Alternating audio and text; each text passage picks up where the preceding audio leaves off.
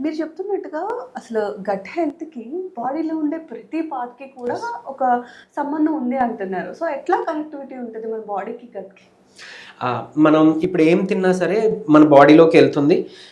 పొట్టలోకెళ్ళిన తర్వాత అక్కడ digestion start అవుతుంది. ఆ డైజెషన్ అనేది చాలామంది ఏమనుకుంటారు, ఓకే. పొట్టలో డైజెషనే కదా అని. అసలు బేసిక్ సైన్స్ మర్చిపోతున్నాం. మనకి ఇక్కడ సెలైవా మిక్స్ అయ్యి అక్కడి నుంచే డైజెషన్ ఎంజైమ్స్ అన్నీ రిలీజ్ అవుతాయని చిన్నప్పుడు స్కూల్‌లో చదువుకున్నాం. అవును. సో, మనం సరిగ్గా అందుకని బాగా నమిలి తినండి అని చెప్తారు. సో, బాగా మన సెలైవా ఉమ్మంతా కలిస్తే అక్కడి నుంచి డైజెషన్ బాగా అయ్యి మనకి ఇంకా ఈసోఫాగస్ కింద గట్టుకెళ్తున్నప్పుడు ఆ పరిసరాల్లో ఉండే ఎంజైమ్స్ అన్ని రియాక్ట్ అవుతాయి. హైడ్రోక్లోరిక్ యాసిడ్ మనకంతా రియాక్ట్ అవుతుంది. కరెక్ట్‌గా డైజెషన్ జరుగుతుంది. ఇది సరిగ్గా తినలేదు, నమలకుండా మనం మింగేస్తున్నాం అంటే వాళ్ళలోనే వెయిట్ గెయిన్ ఎక్కువైపోయిన వాళ్ళు ఉంటారు. సో, సింపుల్‌గా వెయిట్ లాస్‌కి మీరు కరెక్ట్‌గా నమిలి ఎక్కువ సార్లు కరెక్ట్‌గా తిన్నారు, డైజెషన్ బాగుందనుకోండి, వెయిట్ లాస్ న్యాచురల్‌గా అవుతారు. ఈ విషయం చాలా మందికి తెలియదు.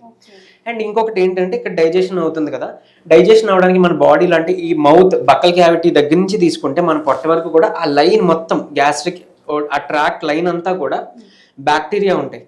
గుడ్ బ్యాక్టీరియా ఉంటాయి, బ్యాడ్ బ్యాక్టీరియా కూడా ఉంటాయి. సో గుడ్ బ్యాక్టీరియా ఏంటి అని అంటే మన ఇమ్యూనిటీకి చాలా ఇంపార్టెంట్, డైజెషన్కి చాలా చాలా ఇంపార్టెంట్.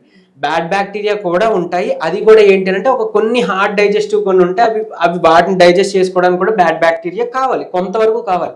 బట్ ఈ డామినేషన్ ఎప్పుడు ఎక్కువ ఉండకూడదు. బ్యాడ్ బ్యాక్టీరియా ఎక్కువ ఉండి గుడ్ బ్యాక్టీరియా అలా తక్కువ అవ్వకూడదు.